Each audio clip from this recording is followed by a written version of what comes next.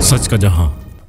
Chairman Korangi town का UC 7 में family park की तामीराती काम का जायजा। चेयरमैन कोरंगी टाउन मोहम्मद नईम शेख ने यूसी 7 में फैमिली पार्क की अर्सरनौ तामीर के जारी काम का मुआयना किया। इस मौका पर उन्होंने मुतल्लिका अफसरान को हिदायत की कि तामीराती काम जल्द अज जल्द मुकम्मल किया जाए ताकि शहरियों को बेहतरीन सहूलियात फराहम की जाए। मोहम्मद नईम शेख ने कहा कि कोरंगी टाउन की तमाम यूसीज में मॉडल पार्क्स बनाए जाएंगे। उन्होंने मजीद बताया कि टाउन में लाइट्स की तनसीब का काम भी तेजी से जारी है और जल्द ही कोरंगी को एक रोशन और मॉडल टाउन में तब्दील कर दिया जाएगा। दौरे के दौरान पीपल्स यूथ PS95 के सदर वकार लोधी और TMC कोरंगी के अफसरान भी चेयरमैन के हमरा मौजूद थे। मोहम्मद नईम शेख की क़यादत में कोरंगी टाउन में तरक्याती मंसूबे तेजी से पाया तकमील तक पहुँच रहे हैं, जिनका मकसद शहरियों को बेहतरीन सहूलियात फराहम करना है।